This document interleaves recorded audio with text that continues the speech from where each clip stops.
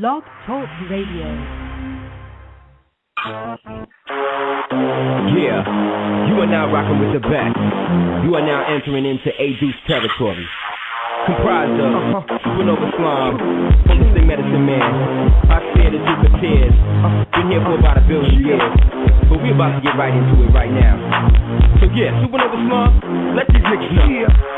Yeah, you have no idea what it took for us to get here. Crown in my center, crown in my center. Southside, more subplanet, blue claw. Killing and killing, my rhythm is spinning. I'm beating you haters is where from. Wait up for Ada, us natives, no fakers. Salute us, maneuver us, no sonic women, who us, Supernova Slum. This is here, seven, all in our here. We the warriors men, on the Falcon clan. Watch wing expand, left, right, brain. Think about it coming in, up for my man. Go face, gangsta, with the guys from my side. Make the dead come alive. A-Deuce, we the truth, my eyes, 4-2, high hair, root. Heat up from the beat up, and the skeleton to the streets. Beat, suck, hey, suck, you know what it is, what it is. It's a Mr. Medicine, King, two guns, through, and it's with the bad chicks on them face, they dip in. Hey, suck, you know what it is, what it is. It's here, Mr. Medicine, two King, two guns, through, and it's with the bad chicks on them face, they dip in. Well, I would like to introduce myself, for my name is Aseer. Cause I'm yet to kill, and I've been here for years. I'm now about to cold rock, cold shock your ears, and make your pain disappear like it wasn't even there. And listen to my words in a Bible of a head, and boom, it's like I'm there, taking away your fear that you thought was out there. It was really in here. Get ferocious like a bear, but I'm gentle like a dove. I always come prepared, cause I come from up above. Cause I blood like I'm warrior. Live my life victorious, just as big as I can. Control the crowd with my hands, make the dumb understand that it's the Duke of Tears and Mr. Medicine. Turn a whack jam into American dancing. Have the party people doing handstands and Roseland. Hey, suck, you know what it is, what it is. It's a Mr. Medicine, King, two guns, through, and it's with the bad chicks on them face, they dip in. Hey, suck, you know what it is, what it is. It's Mr. Medicine, two King, two guns, through, and it's with the bad chicks on them face, they dip in. Hey, suck, you know what it is, what it is. It's a Mr. Medicine, two King, two guns, through, and it's with the bad chicks on them face, they dip in. Hey, suck, you know what it is, what it is. It's a Mr. Medicine, two King, two guns, through, and it's with the bad chicks on them face, they dip in.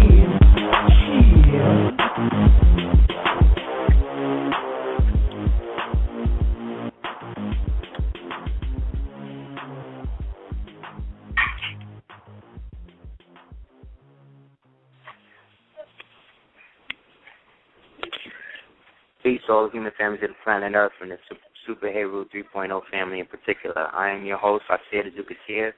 Give peace, respect, shout out to everybody who tunes in, who has been tuning in. Thank you for the support. I'm here as your host with along my co-host, Selena number 10,000 years, my brother, Saga Assad, and Little Amor holding us down as a conduit to the ancestors.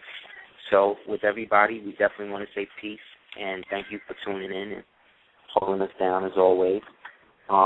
We want to give love and respect to those people who have been putting in the work for all of these years in terms of us doing what we're supposed to do, as well as those people who ain't doing that, because then it's good because you guys show us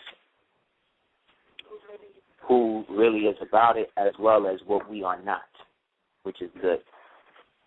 So where there is falsehood, where there is discrepancy, indecision, we're not there. You know what I mean? We're always working to establish a direct rapport and a direct conduit, main line between the original people of all walks of life. You know what I'm saying? Not just the ones that we grow up with, but the ones that we throw up with. You know what I mean? Because a lot of times we have to know that our families are no longer the families that we were born into. They're the families that we are making. So let's, be consistently aware in that fact and allow ourselves the luxury of figuring things out in the will and the span of time, as opposed to basing our time and what we feel other people should have or what we feel we should be based on what somebody else is doing or ain't doing. You know what I'm saying? So with that, we definitely want to say peace. there's been a lot of different things going on. I've been researching a couple of different leads or following up some leads over the past couple of weeks, specifically dealing with these 3 eclipses and what these 3 eclipses specifically are bringing about in terms of the drastic physiological and psychiatric as well as psychological changes that are happening in some of us.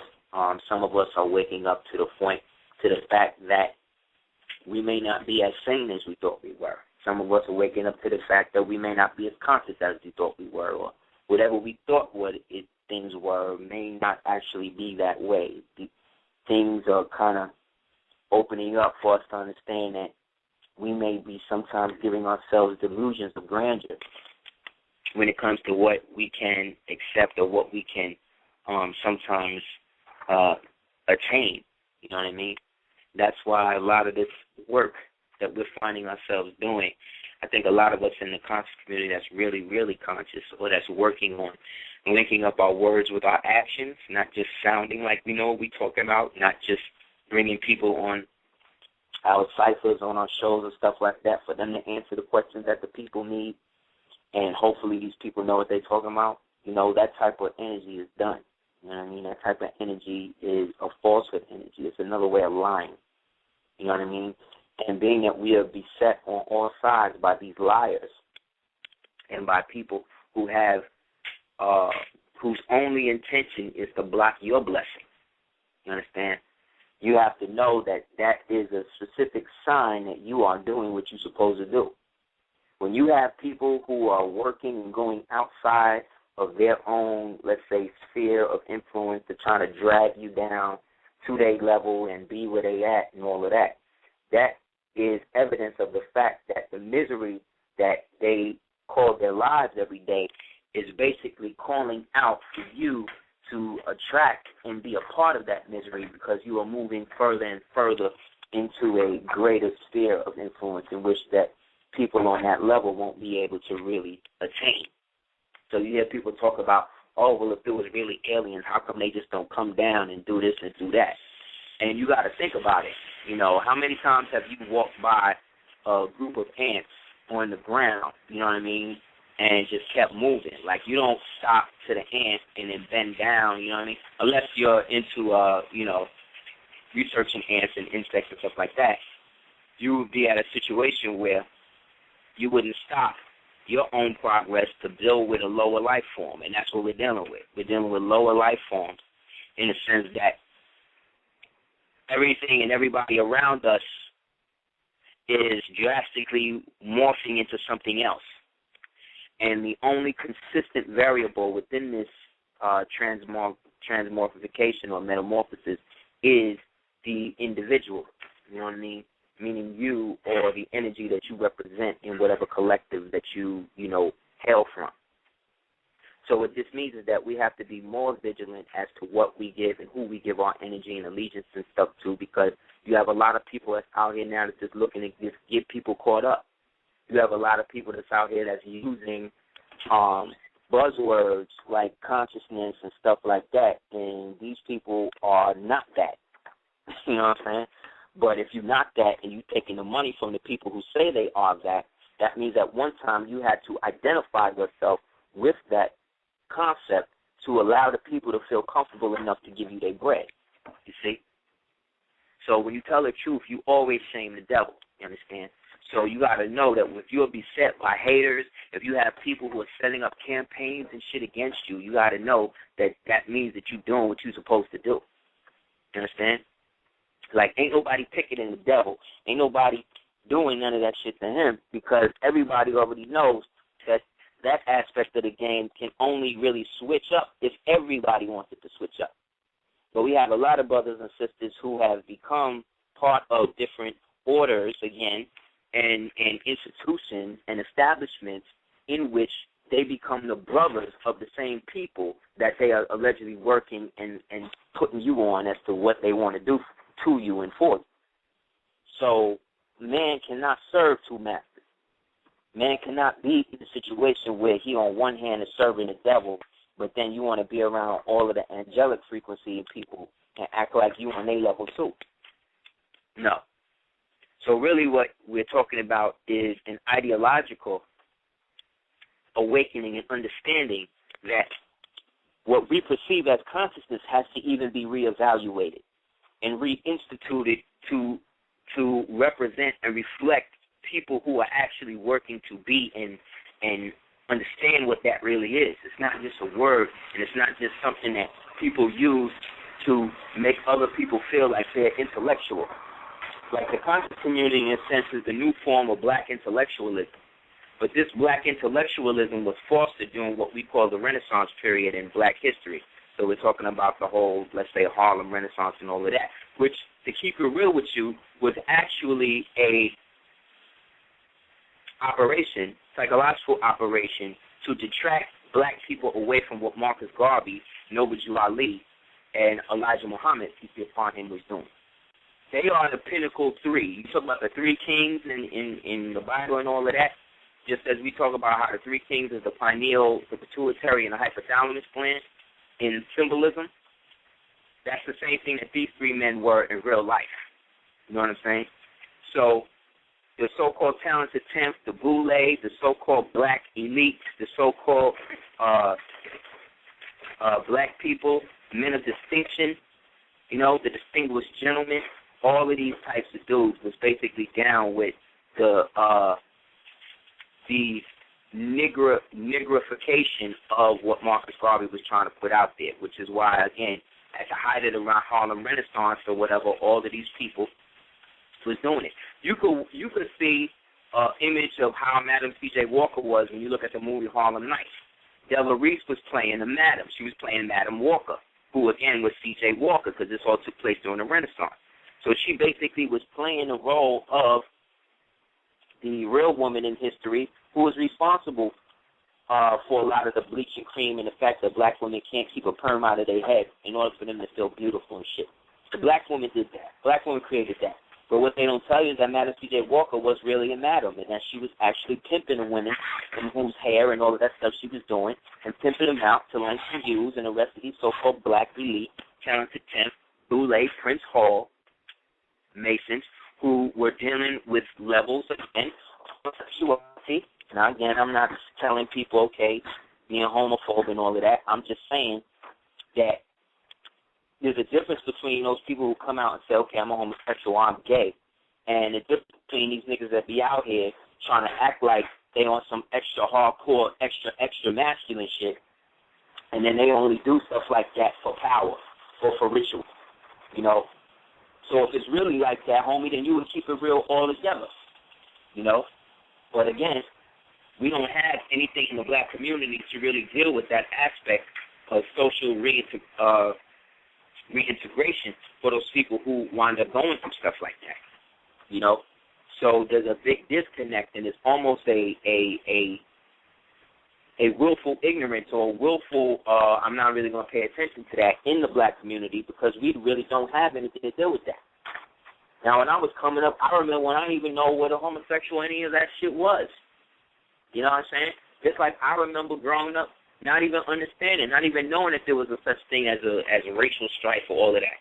I didn't know about any of that shit till Roots came on TV. And I remember, because I'm old enough to remember, I remember what that did to everybody in my community, to everybody that was on TV, to everybody that I was coming in contact with. Up until then, I mean, I knew what a white man was, but I wasn't necessarily looking at them as if they could do something or they did something to my ancestry. Yet there's still a concerted effort to make us believe things about ourselves that are not true. And anybody trying to pass off or market a vision of you that's not real is somebody who is obsessed with turning. When you have people that are obsessed in turning people, good people, bad people, whatever people against you, you got to realize what you're dealing with. You're dealing with an ancestral force.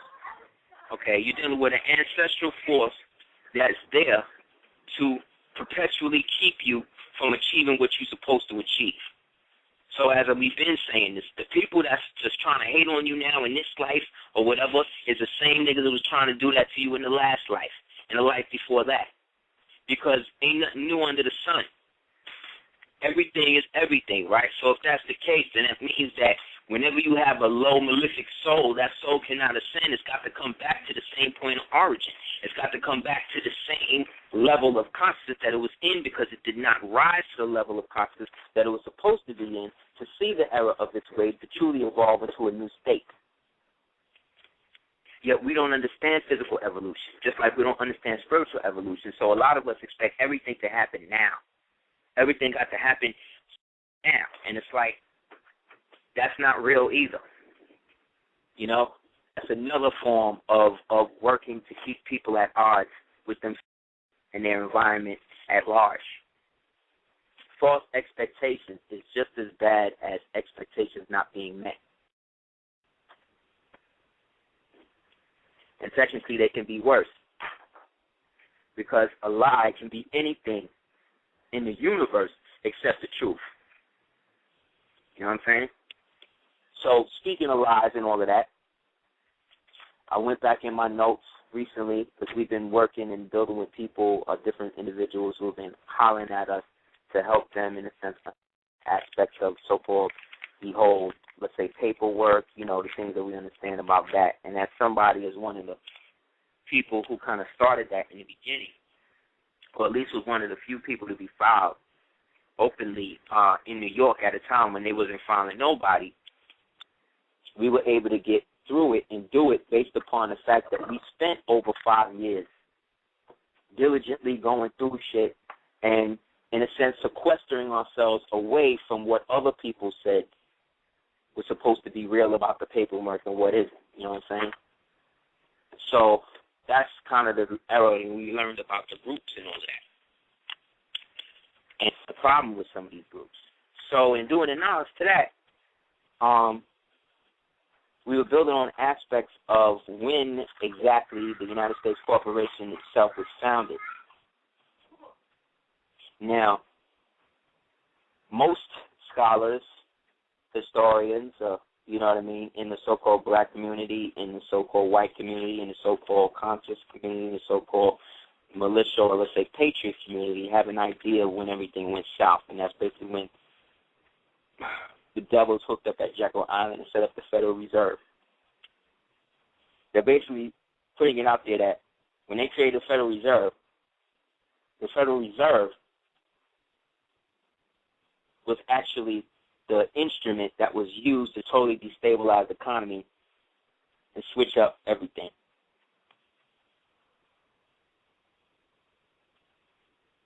Now that's right, but that's not correct. Okay? You got to think about it. Everything in this reality, everything in this society is based on somebody giving somebody the okay to do it.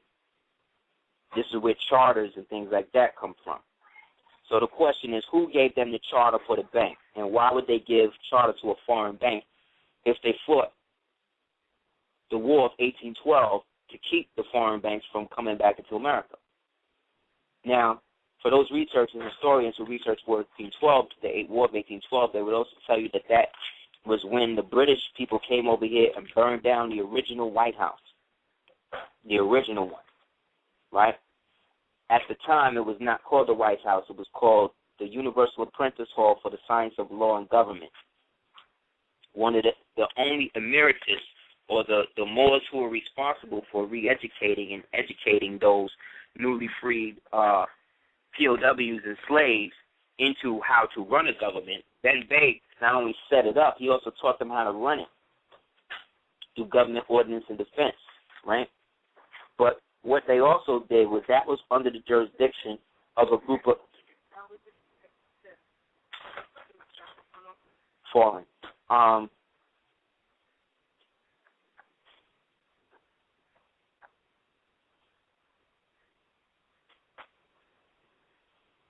sorry, I'm trying to retrace my thought.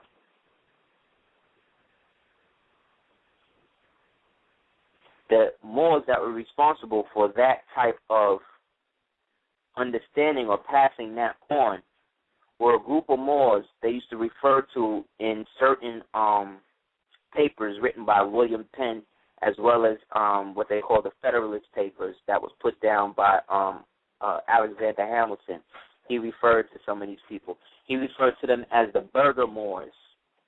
Now, the Burgermoors got their name switched up because they were also called the Burgermeisters. Right? Meister is another way from where you get is a German word for where you get the term Mister from, and Mister is where you get master from. And master and Mister all come from Moorsman. So is again going back to you as the original person. Anyway, the Burgermoors were the ones who were passing on the torch in terms of the knowledge to the newly freed Caucasoid slaves who basically decided to fight against our brothers and sisters on behalf of some of our brothers and sisters to fight for their own freedom.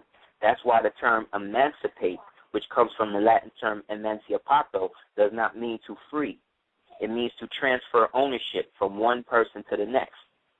So that's really all that happened.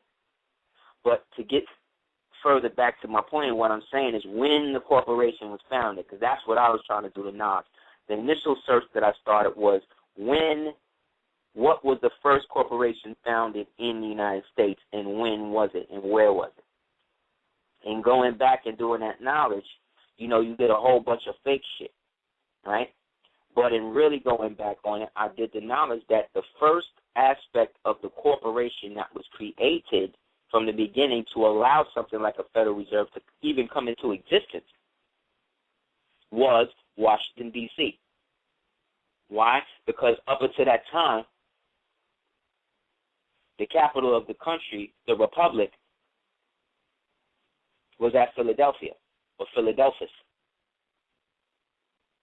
the city of brotherly love, because that's where the Moors, who were descendants of the Wabanaki, Iroquois, the original so-called Continental Congress, they were the ones who set it up, or they were the original. Once, let's say, we go back now, historically speaking, you go back to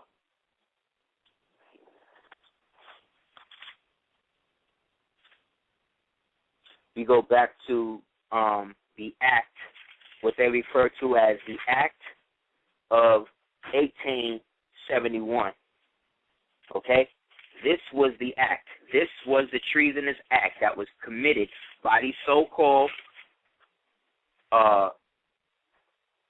patriots who really were leftover Caucasoid slaves who fought wars for Moors, against Moors, in wars against Moors for their own freedom.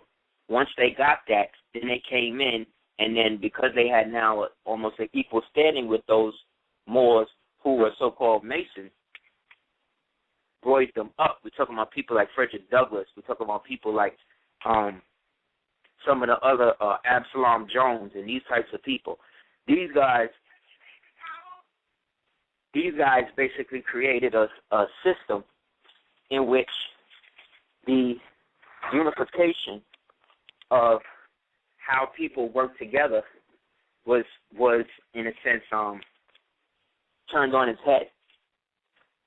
So in which now the capital that was representative of the Republic had to now be switched to that of the so-called democracy.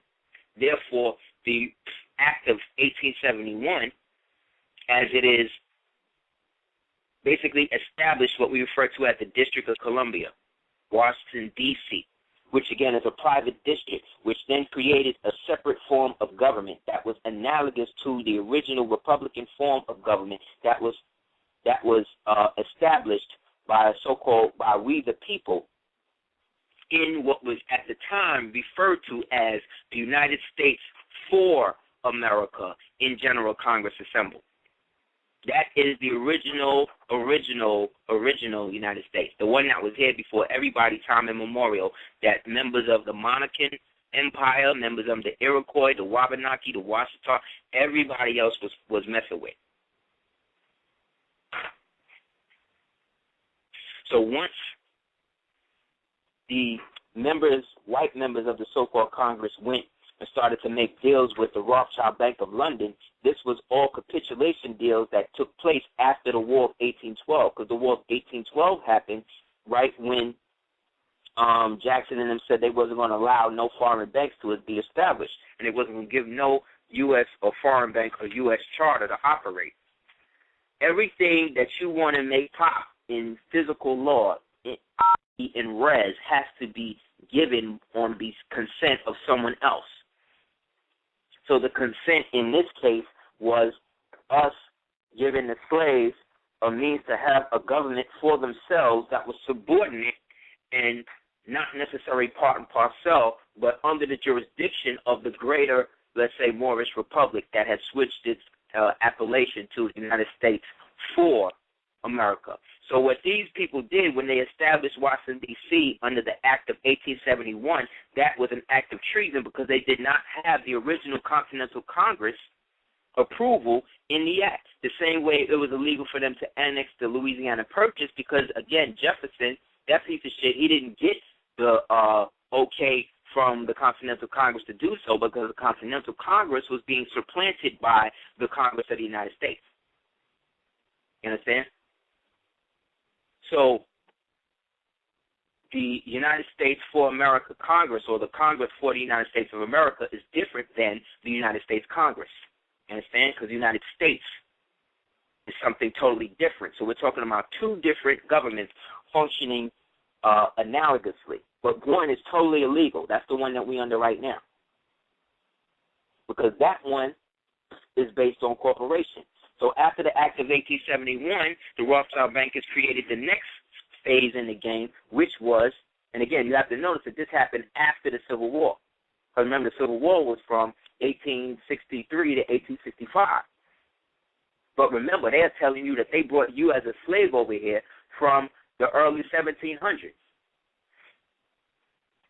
But how could that be when the first ship, the good ship Jesus, that was brought over here by John Hardy Hawkins, who is the great-great ancestor of Kate Middleton, the bitch that's in the royal family now, the good ship Jesus, he was a slave who got freed up and was taken to Elizabeth and then was bringing people over here.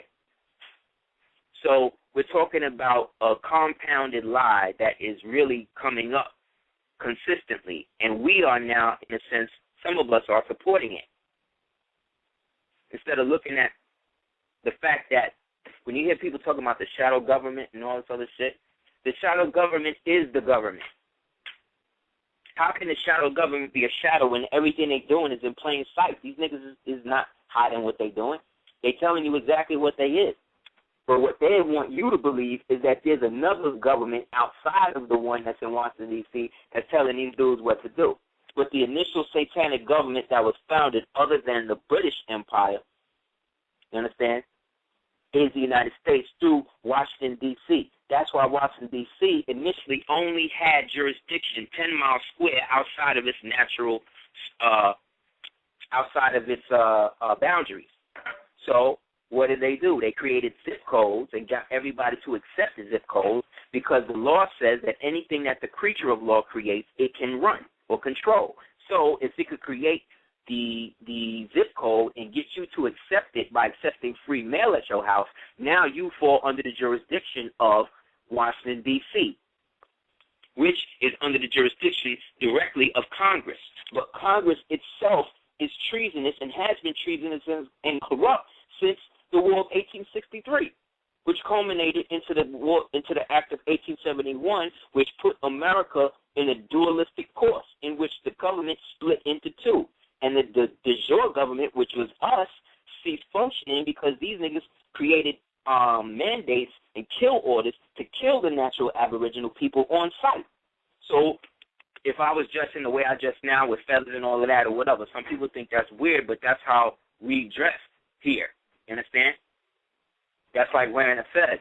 You know what I mean? So in that, if they was to see you dressing like that back in the days, they would shoot you on sight. So to stop getting shot on sight, a lot of the Cherokee, Sadaji, which is Cherokee, original Cherokee, Sadaji, Wabanaki, Kichwa, Panahasua, Yamasi, a lot of these people began to just dress like regular black people, Negroes, and then wind up falling under the jurisdiction of the Congress, which again is an act of treason. So everybody since 1871 that's been occupying a space in government has been treasonous because they have been coming in and they've been signing in these illegal, erroneous, fake orders to keep Washington, D.C. in functioning. But they can't really do that, like I said, because Washington, D.C. is the Antichrist government. That is the Antichrist. Because in the Bible, what it say? It say that the Antichrist was somebody who came out of Europe, went to a foreign land, the West, raises up in the West, and then gets welcomed by all of Europe. How could the United States, if the word revolution, in terms of revolutionary war, meaning to get back to, how is it that the United States was breaking away from England and then trying to get back to it at the same time? Well, they did it. We all speak in English. You see? Because the idea was to honor their forefathers, their so-called English, E-N-G-L-I-S-H, forefathers, instead of the original English, which was the Y-N-G-L-I-S-H,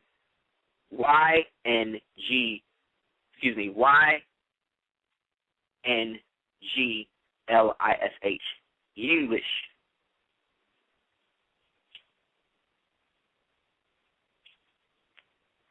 So this war of 1871, or this act of 1871, which established them, if you want to research it yourself, which I suggest you do,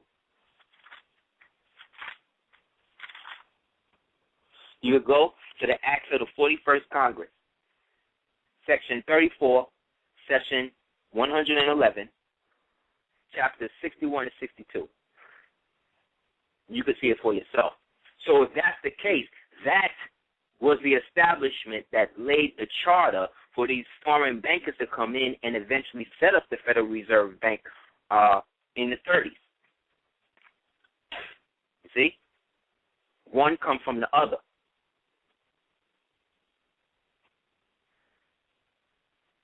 Up until that time, as I said, this is where language also comes in, because analogous while that was going on, in London, they created a foreign corporation called the United States the United States of America. And copywrote that, chartered that, and the original charter of that lies in Lloyd's Bank, I believe, or Barclays, or one of them. What that did was, then they started creating paperwork and paper and shit like that would mirror the United States for America, but they switched the for the of. So anybody who accepted any paperwork that said of on it, you are now switching your jurisdiction, whether you knew it or not, from the original to the fake.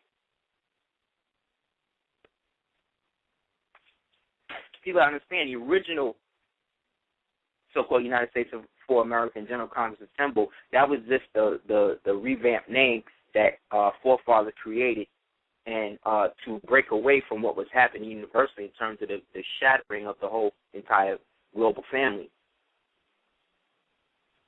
But the states that were already over here had already been here. So case in point, a world war had to be initiated then to export all of the original shit that was over here and start taking it over there to the other side of the world. That's why when they say they took you from Africa to America with a stroke of a pen, this is what they talk about. So everything that had an original name here had to be given a city name or something else on the other side of the world. That's why you can have a Carthage, New York. That's why you can have a Babylon, New York. That's why you can have an Egypt, New York, a Russia, Oregon.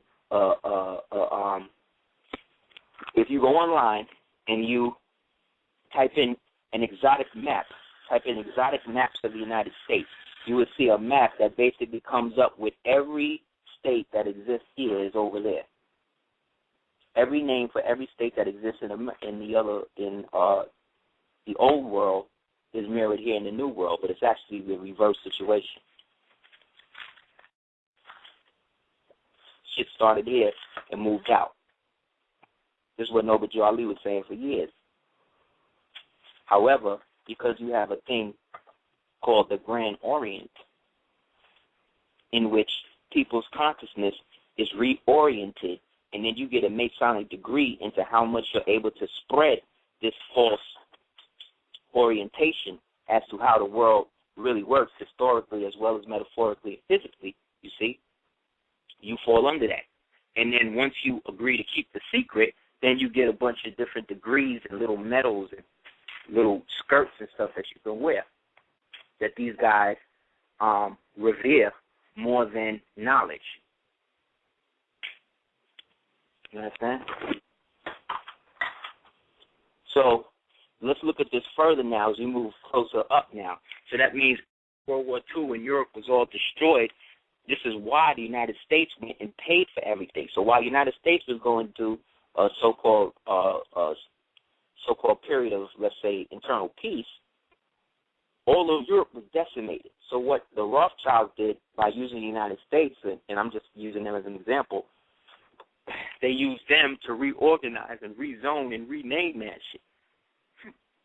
That's what these wars are really for, to lull people into a false sense of security, flip up everything for them, and then force the ones who want to maintain the ideology that they were trained to obtain now have to work and fight against that, which then keeps the human or keeps man and woman from truly building on that which they need to ascend into a higher realm.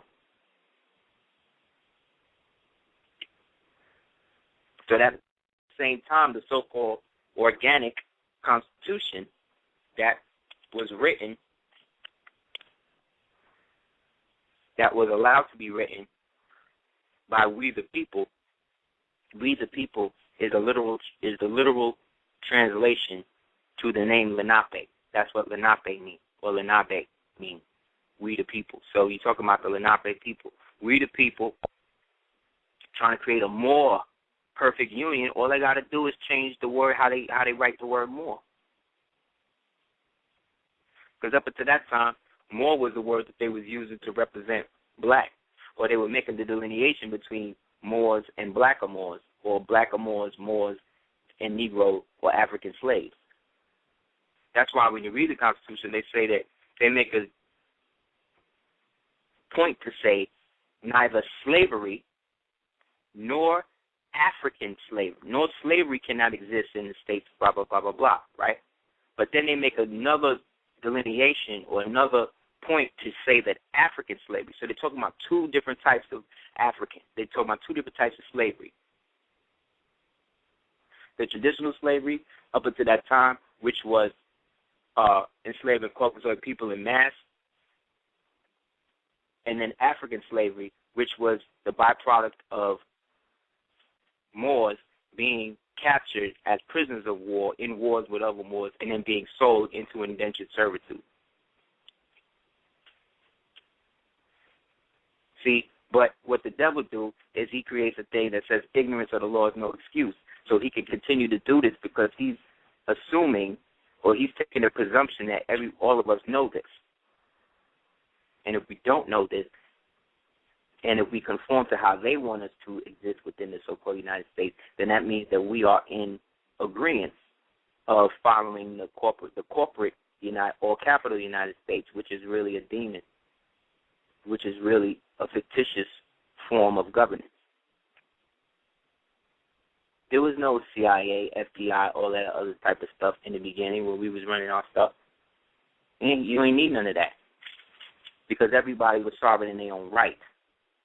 Yet, under the organic, you have unalienable rights.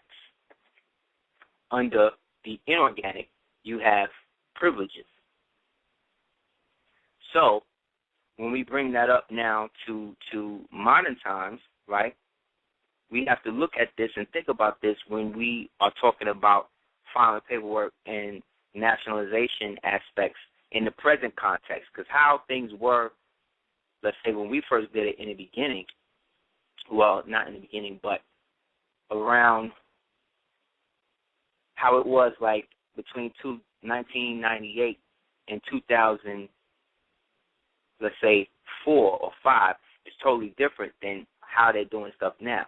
So a lot of the gains and things that we obtained, or some members of the movement obtained during those years, were great. but they were still on a case-by-case, individual-by-individual basis. If the whole idea of nationality is to bring people, let's say, together under one banner, and if that's the case, what banner is that going to be?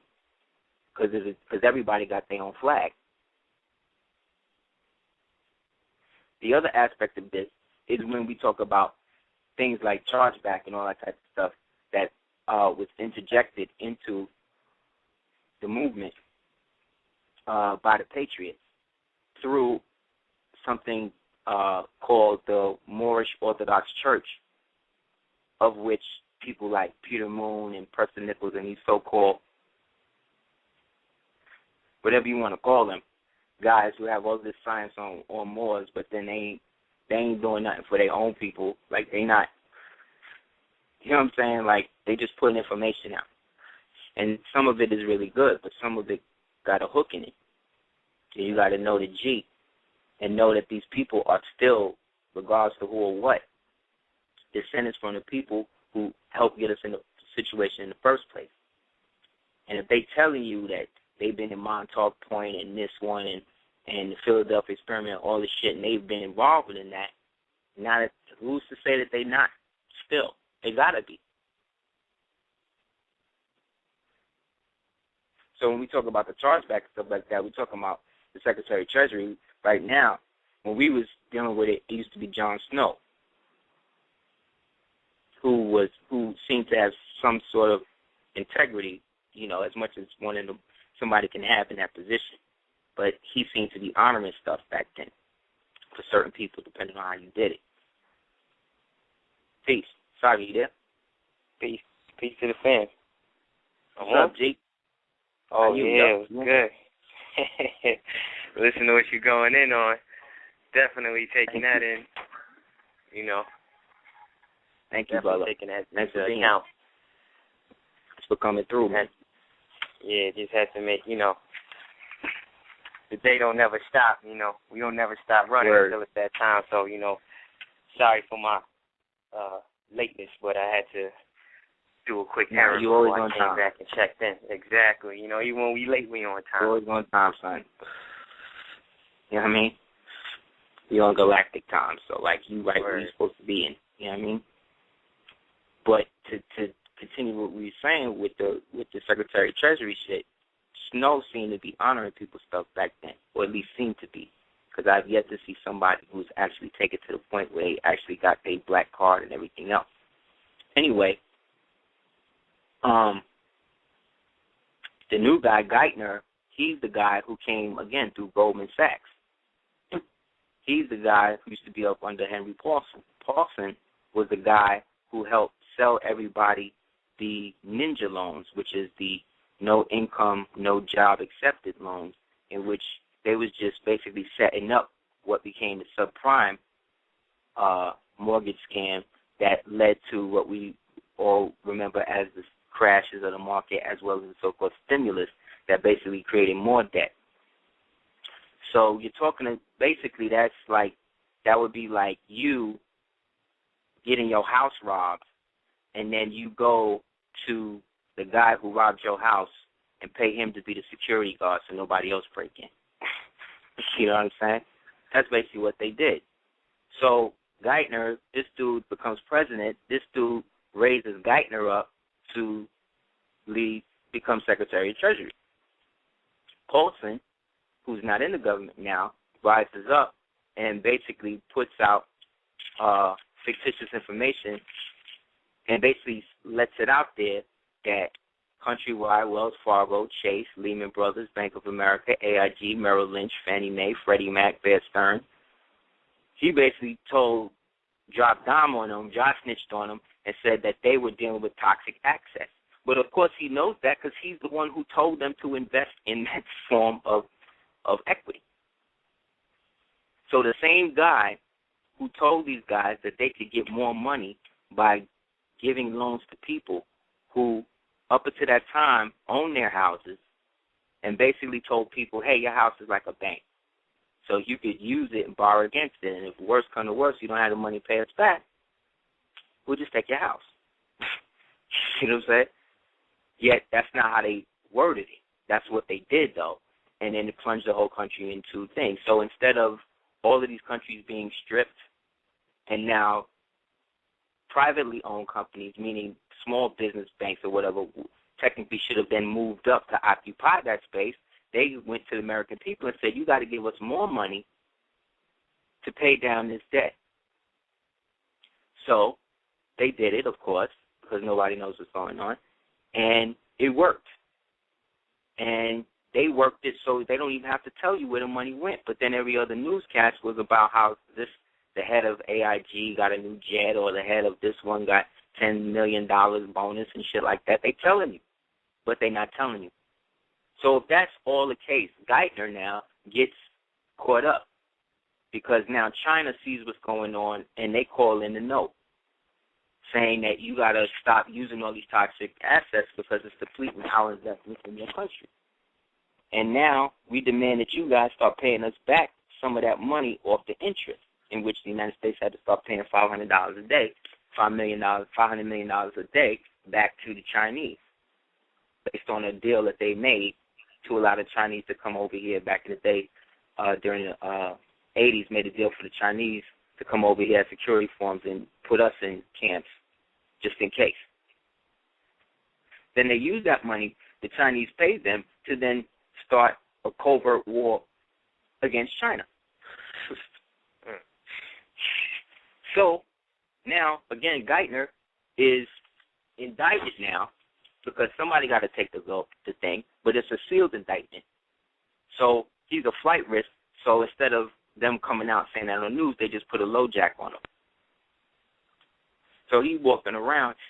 I don't think he is now, but I think they had him at least for like 7 months. He was walking around with a low jack thing on his ankle. Yeah, low jack on his ankle. Now, when it comes to your chargeback, this is the nigga that's supposed to be signing off on it. So you mean to tell me this dude is going to get your thing in the mail and process it correctly and make it so that way you'll have an unlimited source of money? I'm not saying that don't exist. I'm just saying that the process that was put out to get it is flawed. And that there's people who manifested it, unless you got a personal relationship with these niggas or unless you in with them like that. People like us represent the real people. So because we're using the ambiguous term more, right, and nationality, there's no central bank associated with that appellation and nationality for them to be able to have some sort of surety that if they send you this money, it could be verified and they would have basic receipt of it. Because it's your money and it exists based on the closed account and the fact that they set up a corporation in the form of your all-capital letter name to annex you to the so-called United States Corporation in total. But that name in that corporation is not you. You are just the beneficial holder or owner of that name based on the fact that they made it for you at a time when you could not give legal consent. Therefore, it's legally void off the rip. You understand? When you know that there's 2 different governments or 5 different United States governments going on at the same time, you just got to know which one could represent you when you're in that thing. So it's not so much about going up in there and telling them that you were more and a flag and all of this and that. They don't really even need to know all of that. They just need to know that you're not under their jurisdiction in terms of how they run their government. So in expecting these people, these same crooks, to sign off on you getting a piece of their money that they stole from you back is ludicrous. You know what I'm saying? I got a question for you. What's up? On what you just commented on, as far as like how, basically people putting certain things into play while you basically aren't in a proper position to sign off on it. Is that also, does that also ring true? You can make a correlation like when you have children and their parents put like light bills and and heating bills and whatnot like that in their name. Like that's legal. That's enslaving a child. That's a form of debt enslavement because the child does not have legal consent. You did not approve of. You didn't have a choice of what name you was going. Well, I mean, you did psychically, spiritually, but in the terms of the material realm with the devil, you didn't. You couldn't vocally speak as a baby just being born and say you didn't want to be a part of this contract. But then again, maybe you did. That's why when you come out, you start screaming. You know what I mean? Like, I'm not fucking with this shit. Like, you know what I'm saying? Like, well, I gotta be, you know what I mean, a part of it. But regardless of the fact, they speak for you. So they set up this corporation for you, no capital letter name or whatever, and and you then have to assign a certain monetary attachment to that. But again, you never created this. So all of this is going on while you're existing in the legal jargon paperwork world. And whenever something comes up where they need a surety, meaning a physical vessel to occupy the space, this is when they try to stop you in a traffic stop or whatever and get you arrested to put you in the system and stuff like that. Because, like, for instance, when brothers get locked down and they in one prison and they move them to one and keep moving them, that's because different people in the stock market is buying a bond. And they have to go where the warehouse is at. So just in case somebody goes and checks for who's associated with this bond, you know, it is what it is. But then when you die, they have this thing called probate where they literally can create other people that you may have not known in life and may never have existed and write aspects of a will or whatever, a testament to say that you decreed that this person has X amount of money and this person never even existed. And then that's another tax shelter or front for them to, you know, use your corporation against you. So it does behoove you if you're going to have it. So there's a thought that says, well, go rescind it. Just give everything back, tell them you don't have nothing to do with it. Okay, that's cool. You could do that. Yet, if you, depending on how you do that, you could get caught up in fraud because by your own admission that you're not down with it and that you never had nothing to do with it, if you are now trying to rescind it, you are saying at one time you did.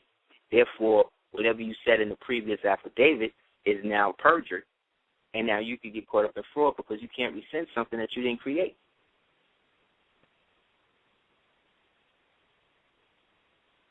Again, you cannot rescind something that you had no way of creating. You cannot say that you were a member of a board or you were at the founding of a building when you were not. You know what I mean? Because if you were, then your name would be on it. You see? So the little number on the back of your Social Security card in red starts with a letter. A, B, C, whatever. On the front is just a number. The number on the front is the access code to the account on the back in all red. And the letter in the beginning of whatever that is, one second. Right. The account number is on the front. The routing number is in red on the back, like the Queen is saying. But they know where to route it from based on the letter that comes before the number, because each letter is correspondent to a Federal Reserve Bank within the so-called 50 states of the United States, which is a shadow government that is based on capitalistic democracy, totalitarian oligarchy, Satanism. They have kind of just sat in the seat of what the real government is. So in order for the United States to be put back on course, this would mean that the same white people, these people who consider themselves white and are in positions of so-called power, would then have to totally demolish Washington, D.C., and reconstitute the government somewhere else, like Philadelphia or wherever. Because all this government is going to do is allow its position that it knows is fake to create another fictitious through an agency or some shit to then move the potential temporal power of that government too, once this one totally dissolves or corrupts itself. So what all this means is when it comes to paperwork and stuff like that, you got to understand what is really going on. You're dealing with an occult practice in principle based on the fact that logos is a form of magical manipulation in this reality and time that we're living in. And logos is writing. So mote it, so shall it be. So as it is thought, it is spoken. As it is spoken, it is written. As it is written, it is done. You see? So regards to what the law is, no matter how erroneous, if it's written on a piece of paper and they get this corrupt Congress people to vote on it, you see, it is going to happen just because they wrote it down. And they justify this in the fact that we are supposed to know better. We are supposed to know what they're doing and stop them. But if you try to stop them in a certain way, they will construe that as a threat to national security, you see. But the national government is us. So they will construe you trying to stop them from controlling you as a means for them to have a reason to stop you. So basically, taxpayers pay the government to enslave them. In a nutshell. Therefore, total enslaved government will not give back the remnants to the remnants of what it stole and the wealth that it's still living off of to the remnants for them to do their own thing. Because that's not in its best interest. And remember, Jews deal with interest, usury, jewelry.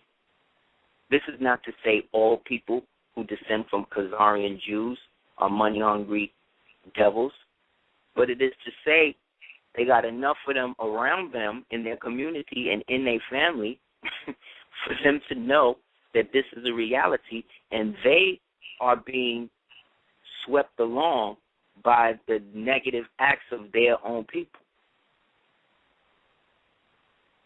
So, you know, regards to who's in charge, we all know that it's white folk involved.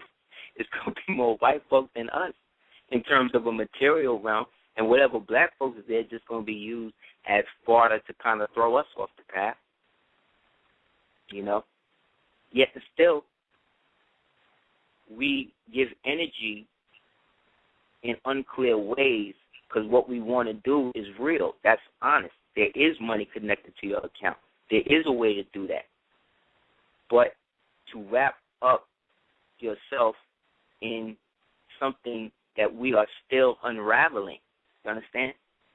There's no set system. The way that you know that the whole chargeback and all that shit is flawed is that there's no set system that we're functioning under to do it. Because if it was, we'd all be doing it.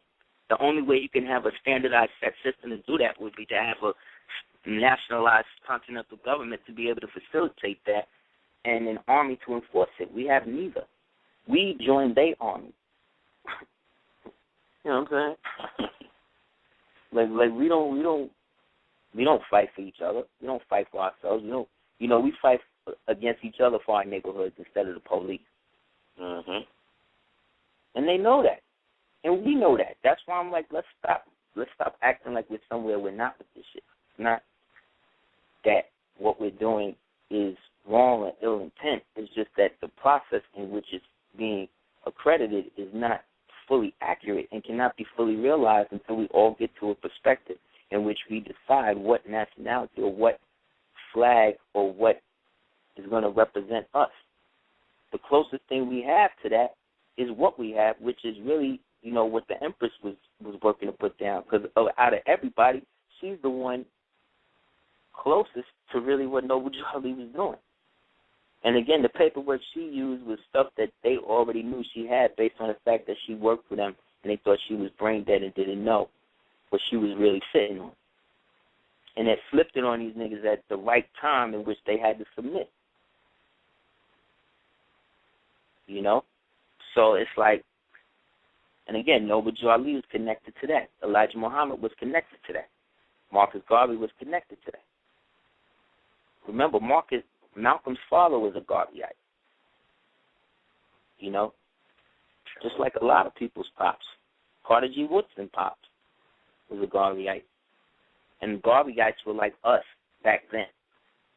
So imagine kicking what you know now in like 1930, 1920. You know what I'm saying?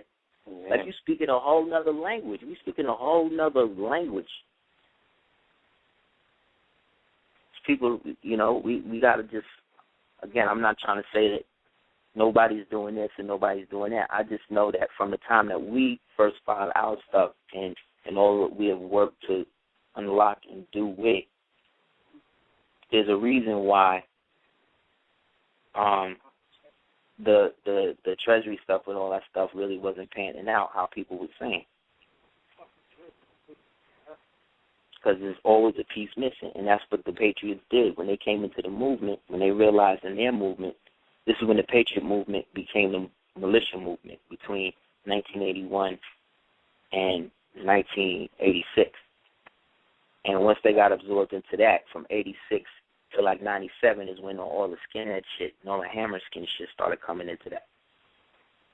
You know, and they realized they're really not descended from the Sons of Liberty and all of these people coming all the way back to Tammany. Because in order for you to be that, to be in that, you got to trace your lineage to an ancestor who studied directly under Chief Tammany or William Penn. Well, William Penn and these people. This is what the ancient order, the order of, they have so many bullshit. It's like, you know what I mean? They got so many, I forget. But it's one that's specifically dedicated to him, why they had to dress up like. The ones that was under him who did that were the ones who dressed up like Indians to get on the boats during the Boston Tea Party. Just like the ones that actually have some type of say as to how they absorbed modern, our culture to be able to have something live a seemingly totally different culture than us, but then use everything that our culture was to power theirs, and then leave us on the outside of that. That's the issue. So a lot of us feel disenfranchised, so we become part of it. Or we work to come out of it, but then wind up putting ourselves right back in it. So if you're sovereign, you don't really need validation from anybody to tell you anything or whatever, any piece of paper. So as a sovereign, regards to what you are, regards to what you walk through, you know what I'm saying? You're still that. Yet sovereignty in physical reality is something that goes through a transformation through years of downloading and learning from experiences and being objective and honest with oneself. But most of us base our success and achievement on what society or what other people or what our parents or what everybody else think about what success is, except us individually and how that relates to what we collectively refer to as God. But all of that, again, we have to be real with ourselves and know that what we're dealing with has never really been done.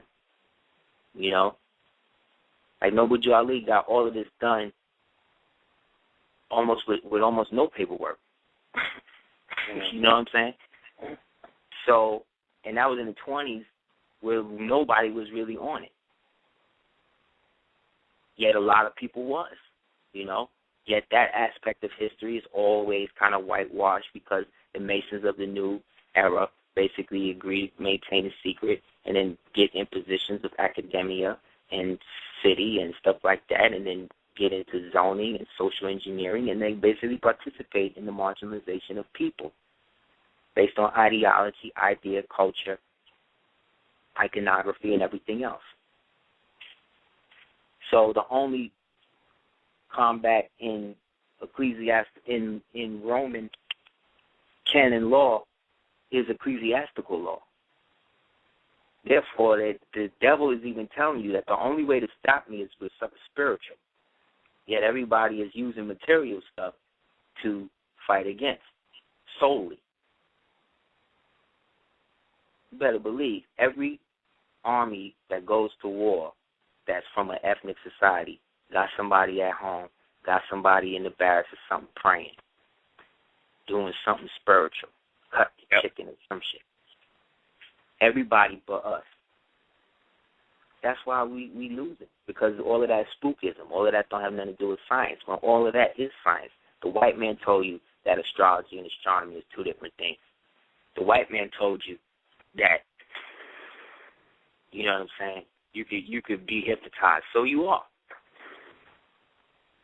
So we are walking around in waking dreams and delusions of grandeur with glorious intent, yet always wind up coming up short, which then disheartens the woman, you know, because then it's like, damn, nigga, you say you could do this or whatever, it's not happening, and I dedicated my life and my children and all of that, but they need to see material results.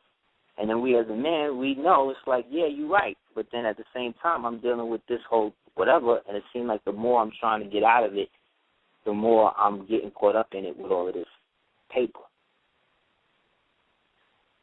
The devil's getting beat up by people with paper so bad, he created something called the Paperwork Production Act, where you can only send the devil certain documents, because through the documents you could besiege, they could be besieged. Meaning we were sending so much paperwork to these people that they created a document to say that you could only send this amount of paperwork in this way, and if you don't do it like this, then the paperwork won't be accepted, and blah, blah, blah. So we had to get creative and started writing on the front and the back. You know what I'm saying? To reduce time to paper, and then break it up into more filings, but then that's giving them more money. You see what I'm saying? So the more I'm working to get out of it, the more I'm in it. Now I'm going to other people who in it, and they're saying, well, do this and do that. And I'm doing that. And then I'm saying, well, I'm not seeing those results. And it's like, oh, well, you're not doing it right. You got to do it like that. And it's like, well, yeah, nigga, but I did that. You know what I'm saying? So eventually we have to just take a step back and look at it and be like, okay, that this element of it is true. It is this dope. This is where they're getting it from. This is where it's connected. The question is how to access and make a direct account to that. When all of these banks are set up from old Civil War banks that were confiscated and set up partially by the so-called Rothschild and British government to create the division in the so-called Union that was a war between the North and South America, not just North and South Southern states. America is always so egotistical and so ego-absorbed that it make everybody think that when they say North and South, you're just talking about them. You know what I'm saying? Well, if you say America, you're just talking about North America. If you say America, you're just talking about where the money's at. You see? That's the devil. That's not how it was back in the days. And people always been coming here. This place always was that. In the Bible, it was referred to as the land of Nod. In the Commission text, it was called the Shapti, or the Wasut, which is, again, Washita. So, if you're claiming indigenous, aboriginal, autochthon status,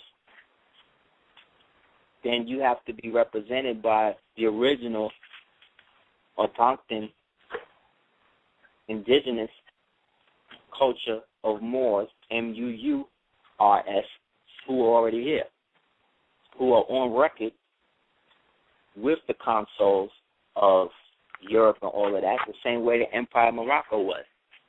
But again, the Empire of Morocco was fueled and initially set up by expatriated Moors who chose to impose their will on their brothers in Songhai, Northern Africa and all of that, and then created the dominions, and then all of the dominions of Songhai fell under the Empire of Morocco and the United States, in a sense of, for America, with a tax shelter, in a sense, created to be able to filter out who was coming into this place.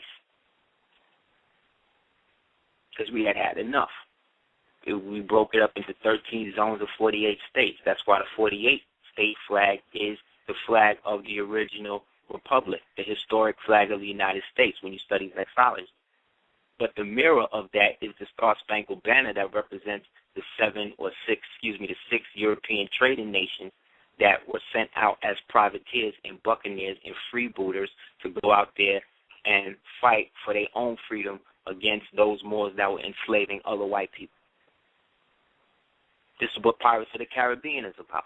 In Pirates of the Caribbean, they took you into the inner world, in the one before the one that's out now, through the compass and all of that. Johnny Depp got dreads, like they telling you. You know what I'm saying? Got dreads and gold teeth, man. You know what I'm saying? So why not make that, instead of it being Johnny Depp, if it's like that, then make it Morris Chestnut or one of these other niggas. Why can't it be a nigga pirate like that? Why the nigga pirate always got to be bald? Why every nigga on the TV that's doing something with a gun or something got to have a bald head? How come nobody's talking about that? How come nobody asking these Hollywood niggas, well, if all y'all niggas can making all this money, how come all of y'all don't put all y'all money into one studio and then just put out y'all own movies from then on? Because they know they will all be killed. That's how deep they are in that shit.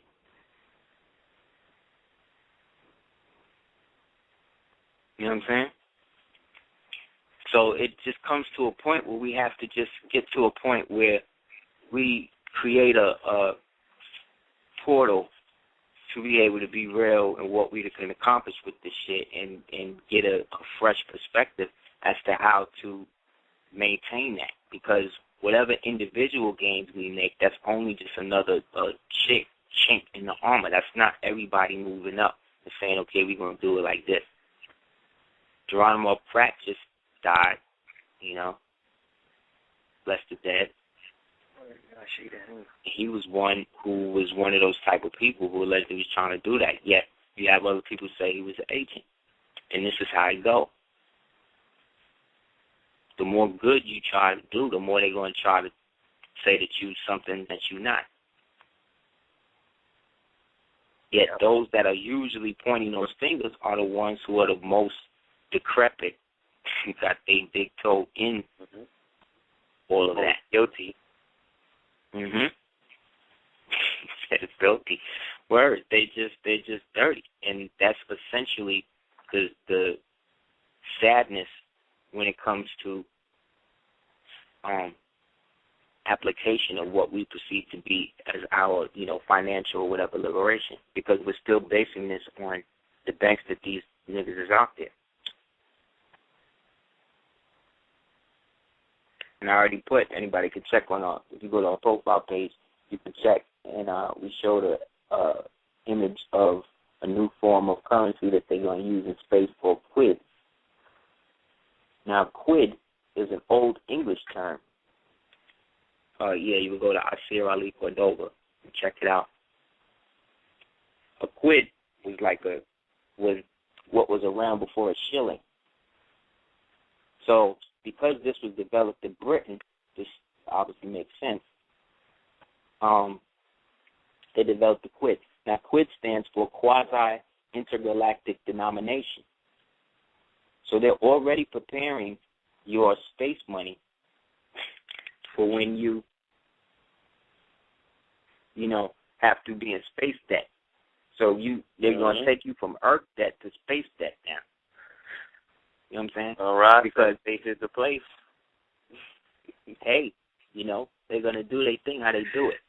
Now, one thing I was building on in connection to all of this is that Geithner is also one of the shareholders in a company called Monsanto, as is Paulson and a couple of other well-known people in the so-called president's cabinet right now, as well as another company, I forget the name of it, but they are producing a form of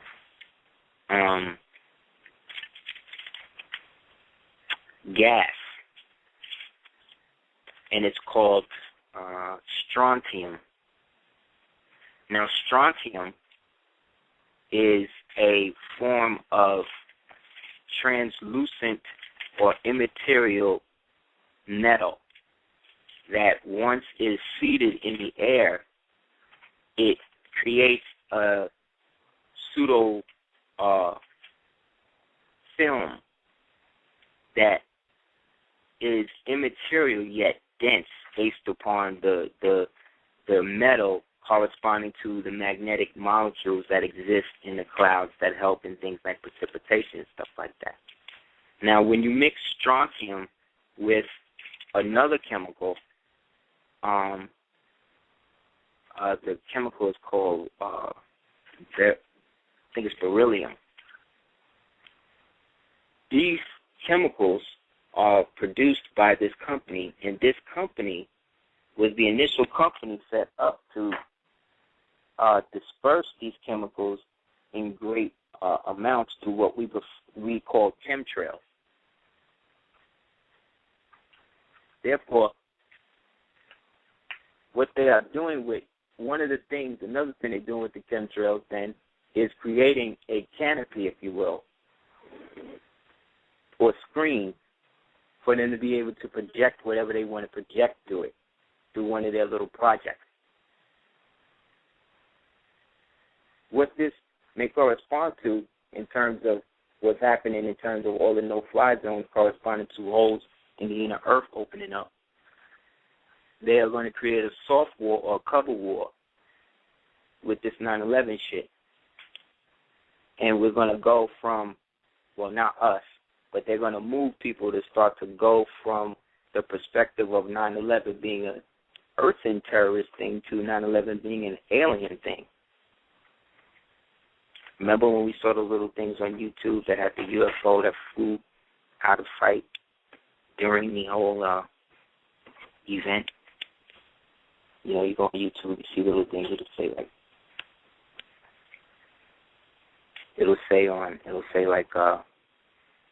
UFO seen at 9/11, blah blah blah, right? Mhm. You would get that as the backdrop for them to be able to start to play with the idea that there's some type of nefarious alien connection, and that this thing is basically threatening the sanctity of the world, and that the new enemy will be coming from the outside, and we must begin to work together to get that happening, and that the 9/11 trauma, which was exactly 10 years ago, so they need to enact a new one, may be this holographically projected alien attack that they've already been programming everybody through movies like Battle LA, Predator, Close Encounter, every science fiction movie that then came out since. Because see, we went from the horror shit to the science fiction shit. Now we're in the superhero shit, and then we're going to get into the superhero alien shit, which then will lead to the ultimate proposal of the space money and everything else. You see what I'm saying? So there are three types of civilizations in their category list. A type 1 civilization, and again, this is their perspective on it. The first type 1 civilization is a type of civilization that has total dominion over the planet, in which they have weather devices and all of the stuff that's going on now, or on the verge of going on now, right? And that they can, create weather and earthquakes and hurt people and all the stuff they could do. They have total dominion. Everybody's working together. Everybody's under the so-called New World Order, right? That's what they're projecting to. But in order for them to get to that type of civilization, they first have to totally destabilize the neocortex of everybody on the planet. So there has to be a unifying trauma that is stimulated on everybody on the mass. So firefighters recently, in the new firefighters in the 2011 Firefighters Guide for Disaster Control, there's a section in it that talks about response to UFO attacks and how to treat aliens. They got pictures and everything. Okay? This is how serious this white man is going in on this lie. Because spiritually what's happening is the total opposite. You're going to be feeling certain things, and then when those feelings are set to come in, this is when this whole thing goes on to totally take you away from what you feel changing within you on the inside, because you're going to have to deal with all this external stimulus instead of the inner stimulus of the change of what's going on.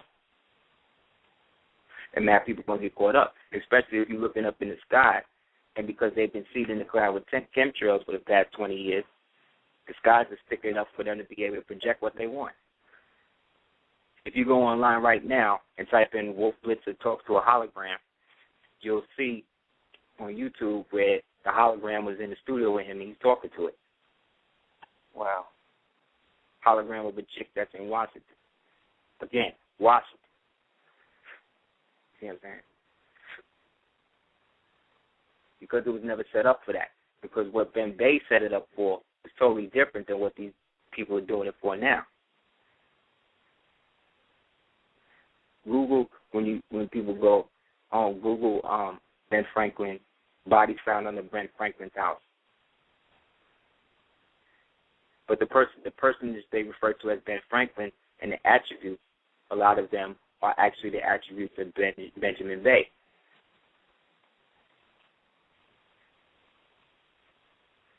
So the first level of the civilization, type 1, is the planetary civilization. The next level is a stellar civilization. Now, in stellar civilization, you can't get rid of them. They can do whatever they want. If their sun died, they just go to another star. They're like immortals. Like, they just perpetually do them. You know what I mean? They're like angels or whatever you want to call them, you know. And they exist on that level. Then you have the galactic, which is like the ones that deal with all of the suns in a given solar system. They'll have dominion and control over all of that. Now, when you read the Bible, this would be the difference between the powers, the principalities, and the thrones. You see what I'm saying? So it's the same level of consciousness, but then this is also the level of the pineal, the pituitary, and the hypothalamus working together as the three kings to initiate the chakric intensity through the Kundalini Shakti activation of this time. So to shut down that stimulus, they'll have this alien thing going on.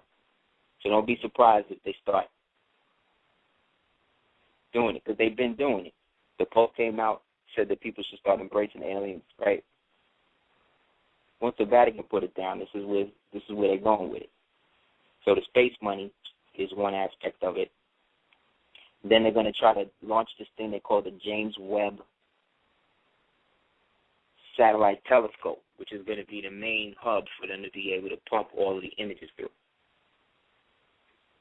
And then HARP will be there for them to be able to, add little shit while everybody's bugging out.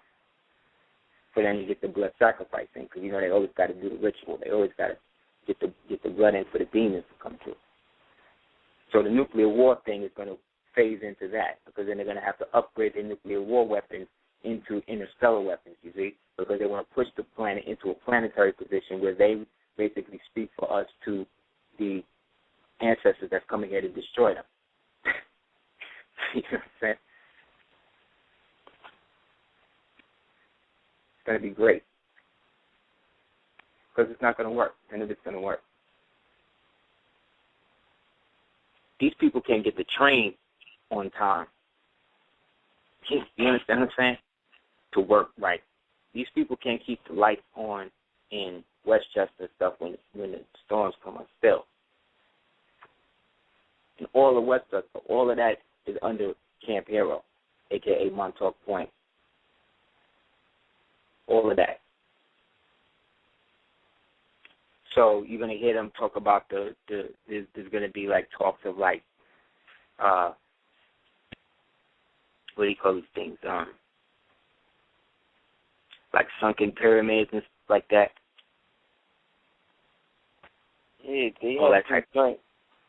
Not to cut your wisdom, but they had some joint where they was talking about how they have these new special satellites, and they be using them in, the areas of the Sudan, Somalia, and Egypt, and how they saw mad pyramids under the sand and under the earth. Mm-hmm. Like over 200 more pyramids. that's actually under the earth. And in Japan, they're coming out because all of the fights is to get into the inner earth now, the hollow earth. People should start researching that because the hollow earth is symbolic to what's happening on the inner side of us. So all of the ancient civilizations that exist are symbolic to the ancient civilizations and all that stuff that exists with us. So the more we understand that about ourselves, the closer we are to finding ways into that place that may disappear. There's holes appearing in water. If you type in hole in water in the YouTube, you'll see images of holes disappearing in water. You know what I'm saying? Like, it's off the chain. Shit is really bugged out. But everybody is like, but you know that there's good movies out. So people is not really, they're not really doing the knowledge. They're doing the knowledge to the movie. And that's good. But, you know, things is getting bugged out. So they want to push Earth into a Type 1 planetary civilization. So to do that, they're going to have to totally annihilate everything that's around us right now. Everything that's around us has to be in utter rubble and ruin. Like there has to be and whoever's left will be traumatized so much that they'll be willing to accept space money and shit like that to be able to go up, while the rest of us will be somewhere else. Because, see, the surface world is the surface world. The inner world is actually more dense. So if you can imagine the Earth as a globe, and then inside of that globe, you see a little sun, and then on the inside, like that surrounds the sun, is what the Earth looks like on the outside, you would see what the inner Earth looks like. And everybody and everything that exists there, being that there's no moon, it's in like a perpetual, almost like twilight. So the atmosphere in terms of oxygen is totally different than the oxygen that's up here. It's totally more bountiful. So it can be anywhere from 600, 500, let's say 500 to 2,000 miles up, which then would cause giantism to be prevalent. Giant trees, giant people, giant bugs, giant whatever. You know what I'm saying? And then we would be the small things, you see, because we're coming from a place where we're actually dominant into a place in which we are part of dominance, you know. That's why when you find these images, we have it on the tape, End Time Cover Stories on the website, images of these giants that's found, like the New York Giants. The New York Giants is named the New York Giants after the giants that they found in New York. Like, the crack will be real simple with shit. He'd be real deliberate. You know? There was a lot of things that was found that was locked away after the Civil War, because after the Civil War is like what's going on now. The Civil War gave way to the Wild Wild West, which is what's going on in Iraq and Pakistan and these places now. The country that they've taken over always got to go through a state of unrest and Wild Wild West thing, but they want to push it to the level where everybody's just dead.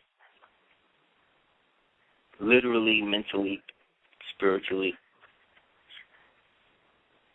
So that's how they got to do it. You know, that's what they want to make it happen. So it's going to be funny. See them try to flip it through this nigga. That's why in the E.T. video, Kanye was in it. Because black people are alien to this society. You know what I'm saying?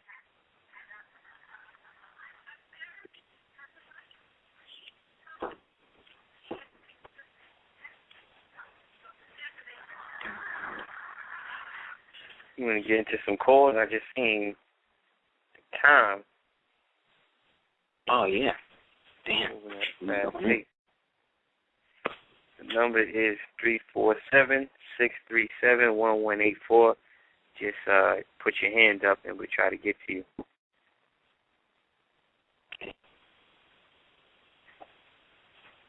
Peace. You want Super Heru Radio? Peace. You talking to me? Peace. I'm talking to you, brother. How you doing? Oh, very well, very well. Oh man, I'm on the internet right now. No, peace to y'all. I'm glad to hear y'all tonight. I was trying to get on last week. I go by the name of Mike, and I'd like to send my appreciation to both of y'all. Peace, brother. Thank you. Absolutely. Yes, sir. I wanted to ask you a quick question, Aseer. A couple of weeks ago, you asked a brother on, I think, Noble on Pooh's show about seeing yellow in dreams. Mm-hmm. I don't know if you recall that. And it was weird that you said it because that week or like a couple days before that, and I usually don't see vivid colors like often in dreams. I saw a bright yellow Ferrari. So what would be your insight on that? What was it doing? Was it driving or was it just standing still? A friend of mine showed up in it, and then when I got in it to drive it with him, we saw like a police officer, and we just sort of like parked and looked at him. What's your relationship with a friend? It was a friend that I don't hang out with like as much as I used to, you know. Exactly. Yeah, it was a warning not to, when this dude shows up again, not to mess with him. Is he working with the man? Yellow always represents intense, bright yellow like that can represent ELF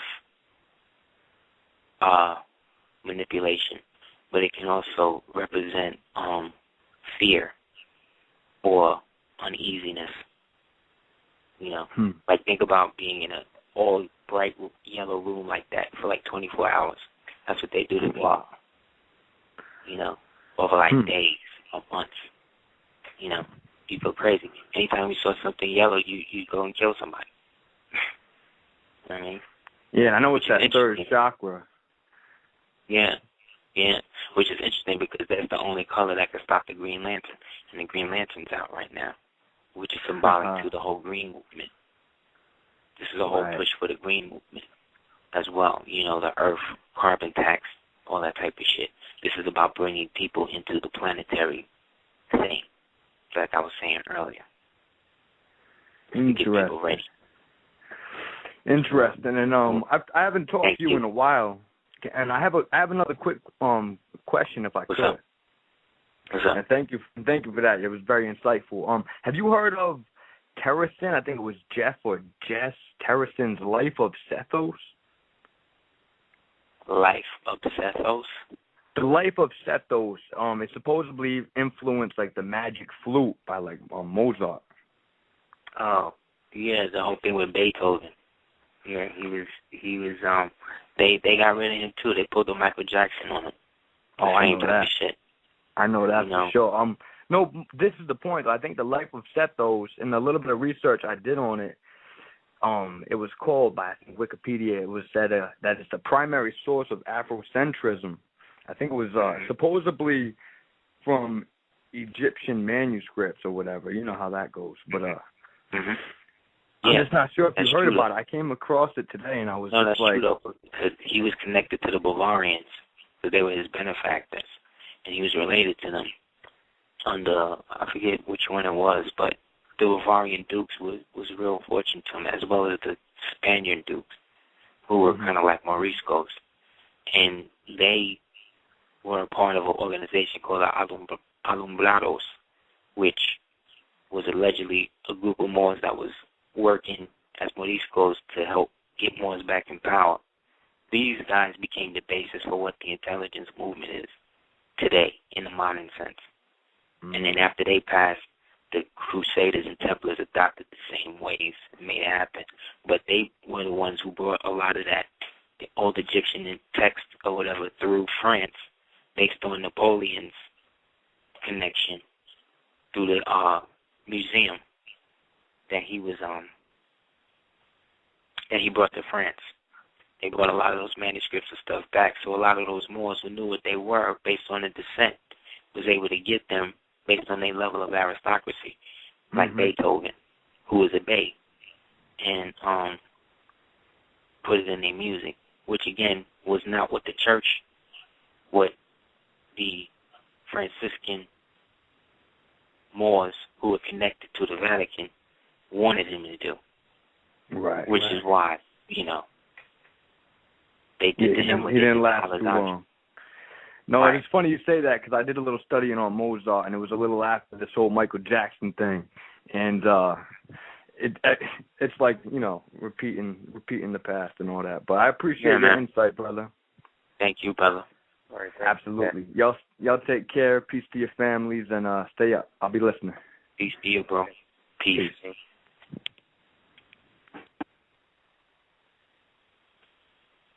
Yeah, man. He was a deep dude. Dark, too.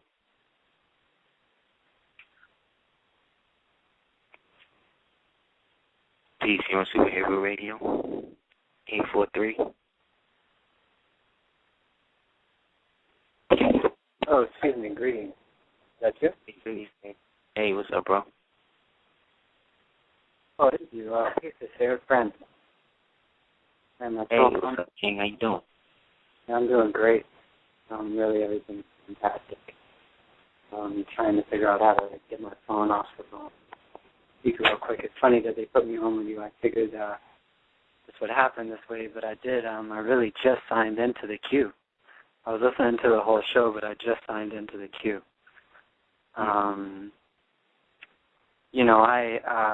With this whole timeline coming up and what we're dealing with as far as, what's the stage that's being set for this new world, or I even feel like, okay, well, the stage was already set and, here we are in it. And, I wanted to ask you about, like, what you thought about 0 point energy and what, because you went in earlier about the ancestors and what would be the factor, the deciding factor to, like, it's that moment. It's actually like a moment that's in the perpetual now that is neither past or present. It's a culmination of perceived, perception, and perceptor all at the same time. And it's something that is indicative to the human or spirit of man that allows him and her and him to get to a point of awareness in which everything makes sense. That's what everybody wants. Everybody wants it all to make sense for once. And that essence comes from a wanting of creation to be something that can be understood. And to do that, we have to give up what we perceive as Western civilization totally to be able to be innocent enough again to achieve it. So this, as an extreme, as human beings now, we hear that and think that's extreme, like, okay, I just got to go into the woods and whatever. No, it means that you make the spiritual delineation between the living soul and the part of you that deals with material things, like paperwork, like whatever.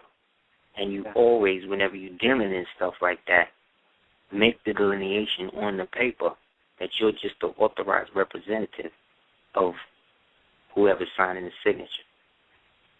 Right. Which then, being that logos is what they respond to. There is, if you were ever put in court or something like that and you made way and shown and proved, you could always use that as evidence. See, even back then, I was telling you, I'm not a part of your shit. And I wrote it in your language, you see? Yeah. So in that now, that creates a spiritual space for you to fill that up with everything that you would have wasted by taking personally the material stagnant things that happen to you and let those things define you. Instead of that, you are now using all of that energy and not taking things personal by bringing it into a personal self, by becoming your own personal, by becoming the personal savior, by accepting Jesus into your heart. You understand what I'm saying? For real. Not the shit that Creflo Dollar and Eddie Long and Pat Robertson and these people are talking about. That's not the person they refer to as Jesus. Yet, when we get into the occult, we look at him, or the concept of that, as evil. Yet, and again, this is my opinion, yet that has nothing to do with the spiritual connotation that specifically black people have put on that resonance. Because, like, my great-grandmother believed in Jesus to the point when I came and saw her on her deathbed, she was talking to Jesus, but she was talking to me. She was holding my hand. So, as far as I know, when she went to the essence, she went with Jesus, whoever that is, whatever that is for her. You understand? I understand Jesus as Heru. I understand Jesus as Perseus, or whatever else, whatever hero you want to bring about, whoever's the hero you're patterning after this thing. But I don't necessarily, I'm not going to worship, you understand, this name or this connotation the same way I can worship Allah. I came up in the 5%. Allah is arm, leg, arm, head. Therefore, I automatically look at Allah different than the way a Sunni Muslim would look at it. I'm more like a Sufi. You see? Yeah. So I fuck with Sufis instead of Sunnis. You see what I'm saying? But I'm not whack to Sunnis unless they whack to me, which is what Jesus would do. You see what I'm saying? Which is what everybody's supposed to do. Oh, I see. Yeah. So as long as we do that, as long as we do shit like that, we should be good, regardless of what alien they want to turn into the Antichrist or. Right? Yeah. Yeah. Yeah. Yeah, man, I appreciate all this information, because I know that, for one, like, one of the things I've been noticing for a while is, like, these airplanes come up, and I call them airplanes. I've been knowing they were holograms. But, when the information on doing it actually. But, on certain thoughts, certain resonance, when the God self is activating, all of a sudden I hear this, like, sonic type of boom, and there's an airplane coming up on me. And it's my choice on how sovereign I am in the moment, whether it flies directly over my head or whether I push it off to the side. Come on, man. I'm supposed to believe that's the airplane all the time?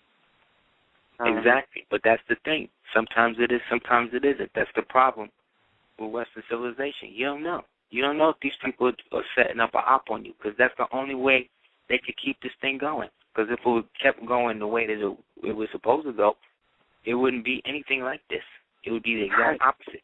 Therefore, the exact opposite of what this place is actively becoming a part of what it was supposed to be now. And we are witnessing that as it's going down.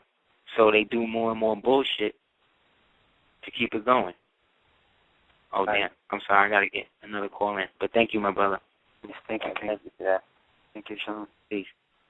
Peace.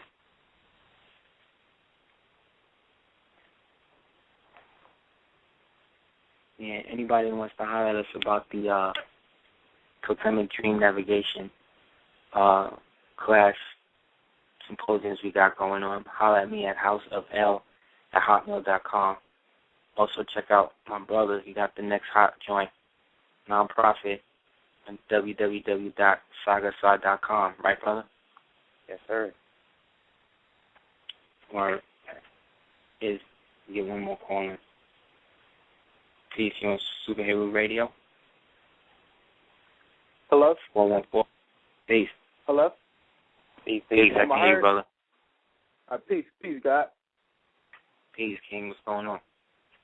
Chilling. I had a quick question about how to fast previous sex partners out your system, and your take on the science of mirror gazing. The first part, a good tonic is like water with lemon, a dash of cayenne pepper, 2 tablespoons of apple cider vinegar, and a half a teaspoon of maple syrup, organic maple syrup. That's great. You drink that every morning, you'll be right. Smell kind of bad, but it's really good. And mirror gazing is really good. It can be somewhat narcissistic, you know what I'm saying? Because the mirror, the quicksilver in the mirror is hallucinogenic kind of, you know, optically. So it always reverses the image, you know what I'm saying? So you don't really look like that. That's just what you look like in a mirror. Just like what you look like in a picture is not what you really look like. That's what you look like in a picture. But what you look like physically in front of people is what you look like physically in front of people. What you really look like, again, only you really know. And that is usually in the unconscious/superconscious of the mind, which sometimes may appear as a monster or something like that to you in a dream or waking reality. You know what I mean? Yeah, I tried it, man, and it kind of freaked me out the first time I tried it. Yeah, it's good. You got to do it in stages, you know. Okay. First you do it for 5 minutes, then you do it for 10, then you do it for 20, then you do it for 30. You know what I'm saying? You build up instead of, like, just going hard the first time. For the first time, whatever's in the crib. You also should do a thorough cleaning of your crib. If you really want to do it right, like if you really want to go in, you would have to clean out your crib consistently every day for like a month.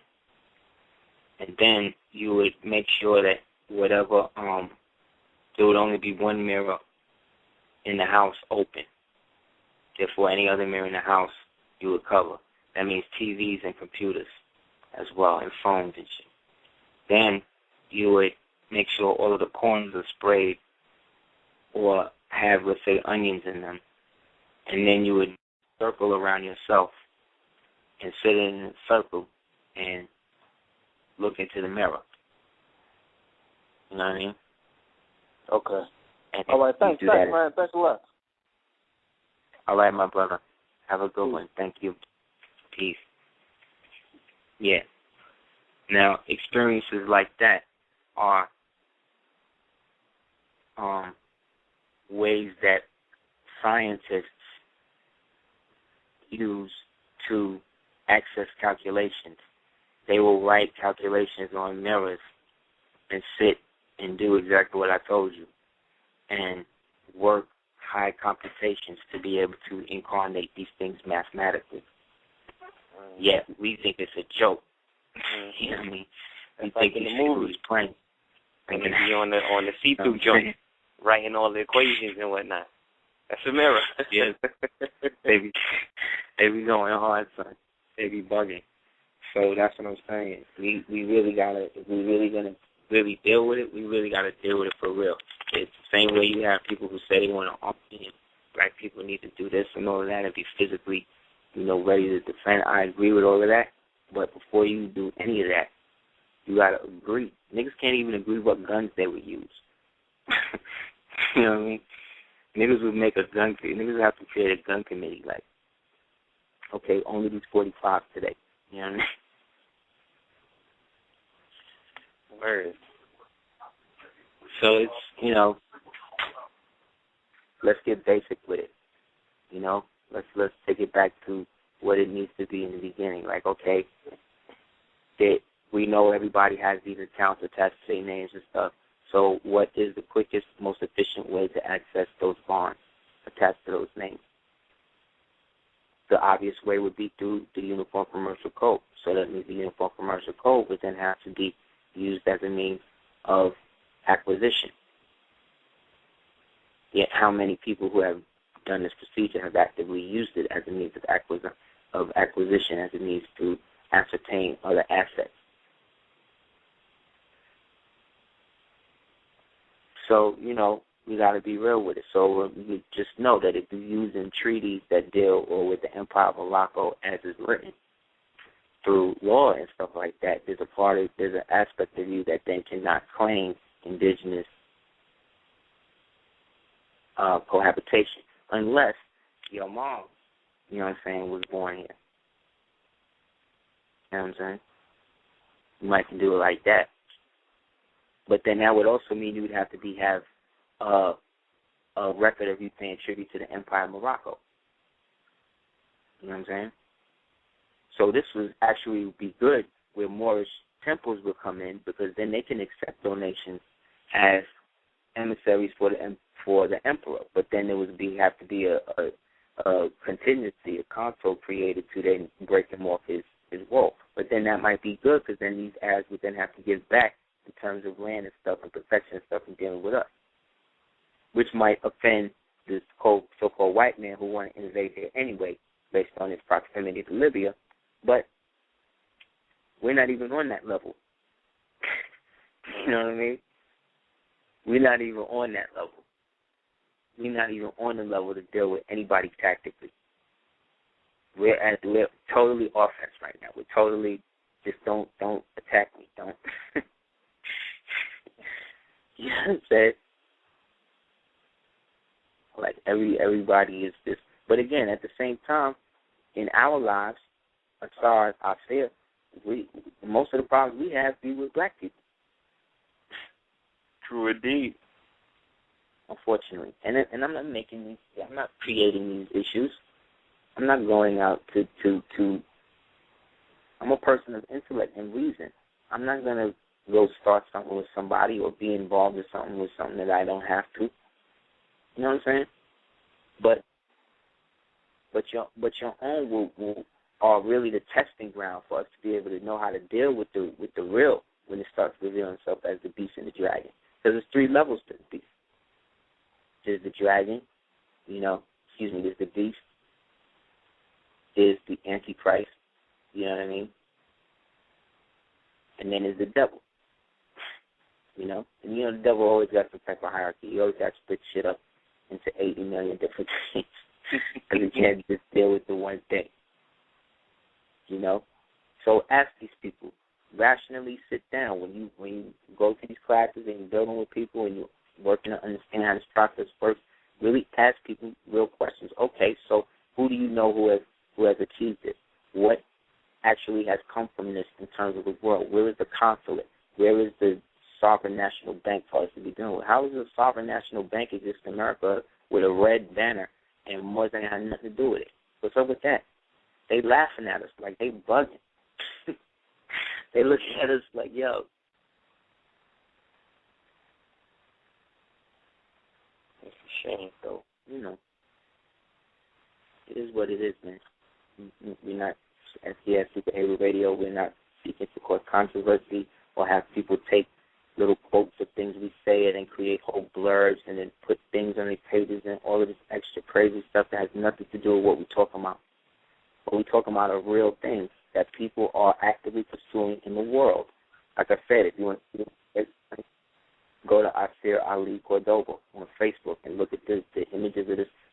The money look like yo-yos. Wow. It looks like yo-yos, man. He's taking niggas back to pre-K. So they trying to bounce back, man. We got holograms. With chemtrail holograms.